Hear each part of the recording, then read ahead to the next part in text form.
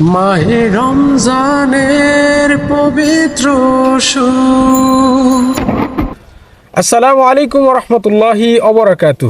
দেশ ও দেশের বাইরে যে যেখান থেকে ডিজিটাল চোখের নিয়মিত আয়োজন মাহে রমজানের পবিত্র সুর স্পন্সার্ড বাই আরব স্টোর অনুষ্ঠানটি দেখছেন, আপনাদের সকলকে জানাচ্ছি অসংখ্য শুভেচ্ছা ও মোবারকবাদ। ধারাবাহিক অনুষ্ঠানের অষ্টম পর্ব ধারণের জন্য আমরা আজকে এসেছি পাথরঘাটার ঐতিহ্যবাহী একটি মাদ্রাসা উম্মুল কুরআন মডেল মাদ্রাসায়। অনুষ্ঠানের শুরুতেই আমরা পরিচিত হব আজকের প্রতিযোগীদের সাথে। আমাদের সাথে আজকে প্রতিযোগী হিসেবে রয়েছেন অত্র প্রতিষ্ঠানের দুজন মেধাবী ছাত্র। আমার পাশে রয়েছেন মোহাম্মদ আবু সাদিক। আসসালামু আলাইকুম ওয়া রাহমাতুল্লাহি ওয়া বারাকাতুহু।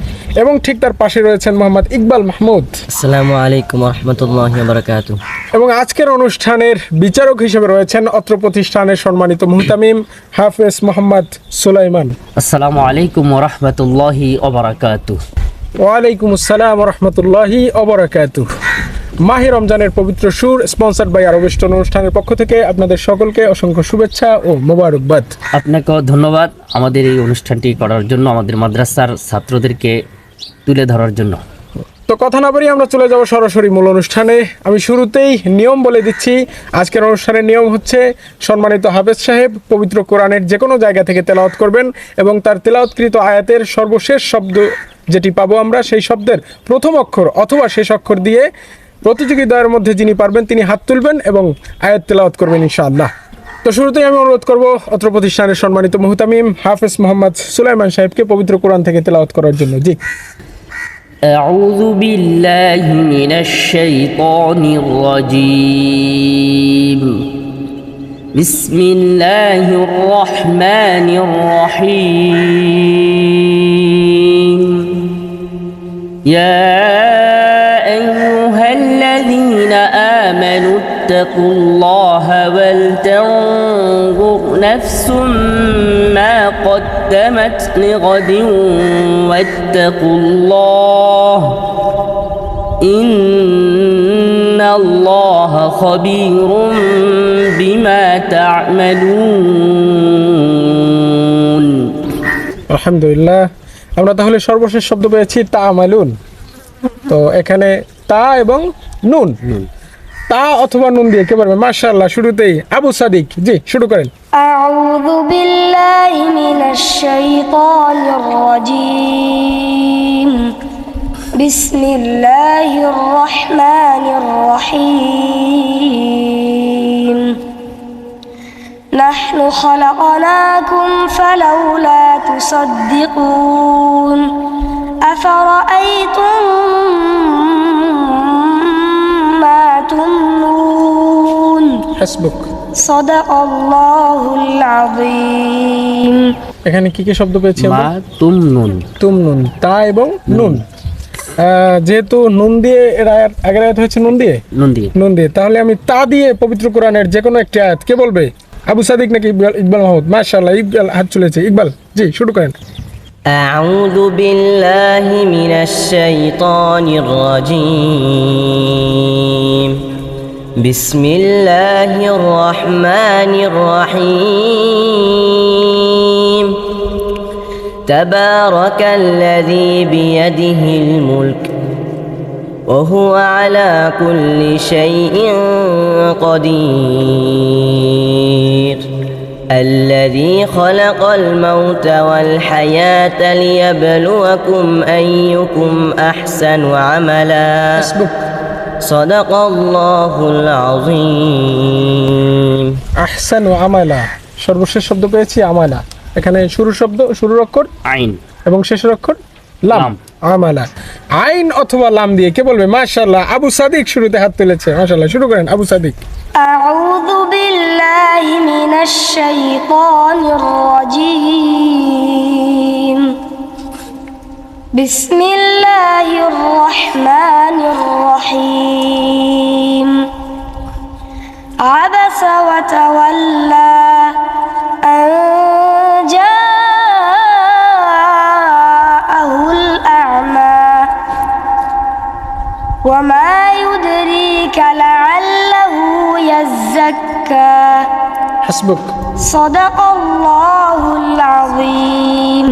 ইয়াযাক্কা, তাহলে প্রথম শব্দ, ইয়া। প্রথম অক্ষর ইয়া, আর শেষে শেষে অক্ষর কাফ। কাফ। ইয়াজাক্কা। ইয়াজাক্কা, শুরুতে ইয়া এবং শেষে কাফ। ইয়া অথবা কাফ দিয়ে কে বলবে? মাশাআল্লাহ, দুজনেই হাত তুলেছে। কাকে সুযোগ দেব, আবু সাদিক নাকি ইকবাল মাহমুদ? যেহেতু আবু সাদিক বলেছে, ইকবাল মাহমুদ শুরু করেন। أعوذ بالله من الشيطان الرجيم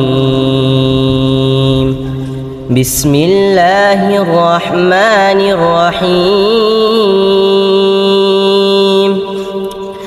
يوم ترونها تذهل كل مرضعة عما أرضعت وتضع كل ذات حمل حملها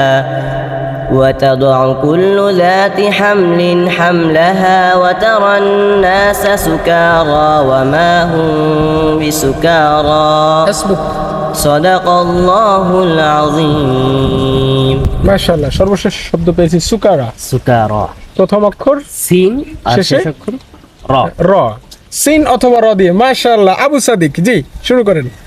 أعوذ بالله من الشيطان الرجيم بسم الله الرحمن الرحيم ربنا وأدخلهم جنات عدن التي وعدتهم ومن صلح من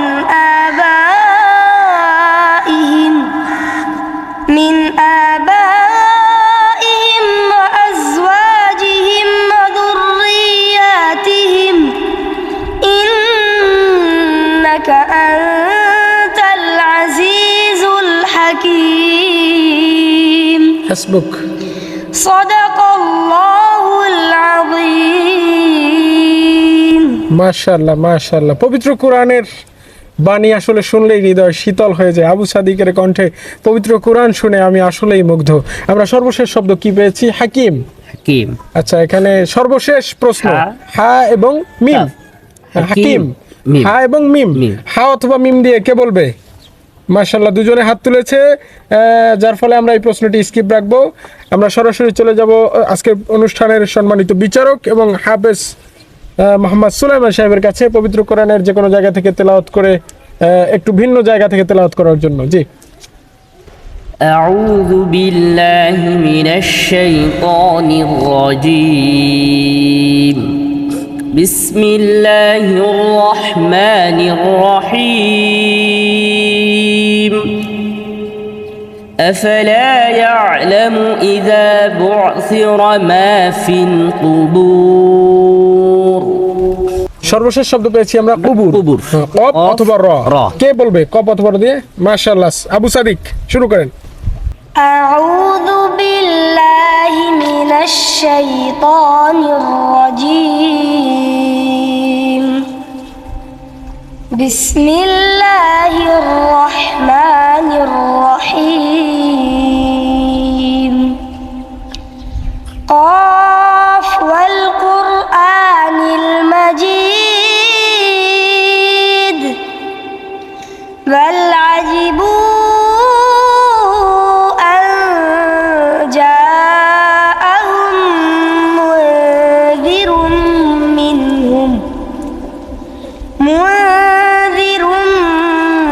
منهم فقال الكافرون هذا شيء عجيب হাসবুক। صدق الله العظيم মাশাআল্লাহ মাশাআল্লাহ, চমৎকার কণ্ঠে পবিত্র কোরআনের বাণী শুনছিলাম আমরা। আসলে এজন্যই মনে হয় এই কোরআনকে পৃথিবীর সর্বশ্রেষ্ঠ মহাগ্রন্থ বলা হয়, কারণ এটি তেলাওয়াত করার সময় এটির যে আওয়াজ, এই কণ্ঠের যে আওয়াজ, সেটি আসলেই হৃদয়কে ছুঁয়ে যায়। দুজনকে অসংখ্য ধন্যবাদ অত্যন্ত চমৎকারভাবে পবিত্র কোরআন তিলাওয়াত করে আমাদেরকে শোনানোর জন্য। দর্শক, অনুষ্ঠানের ঠিক শেষের দিকে আমরা অবস্থান করছি।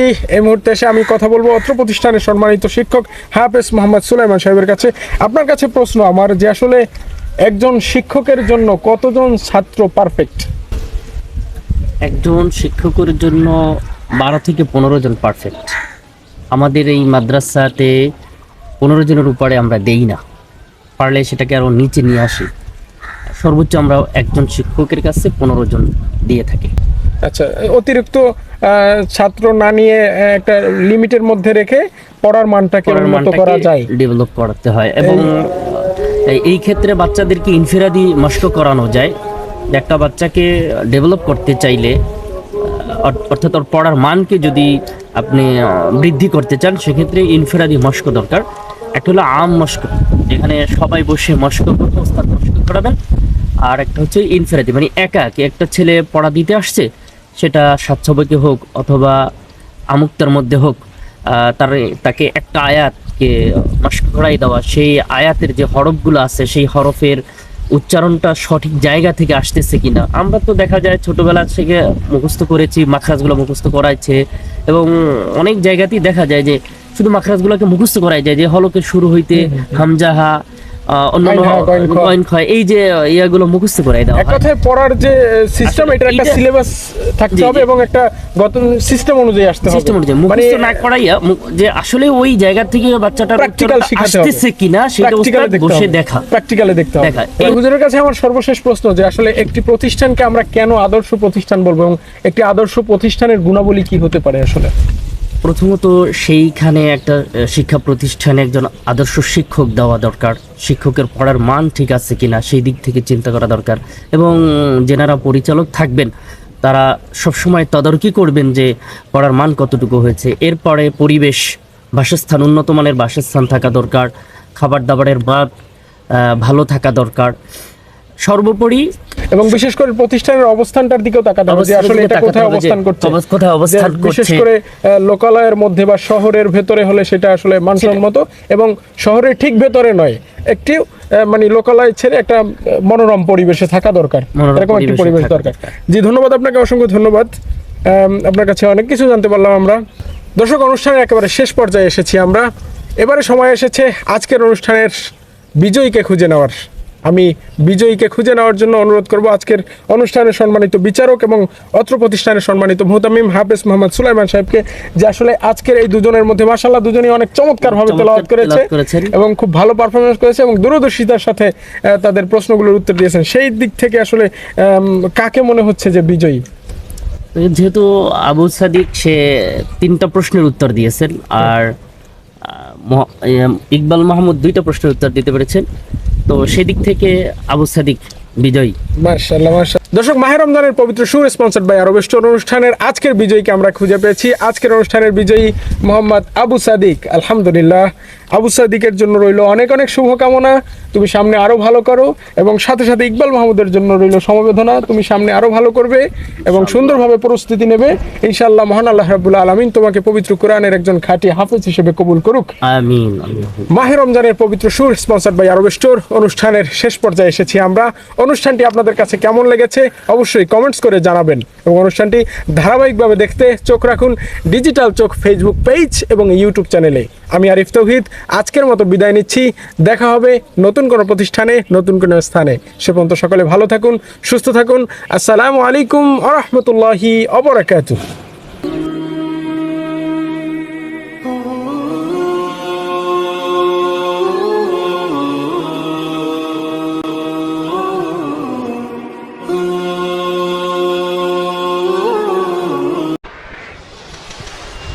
মাহে রমজানের পবিত্র সুর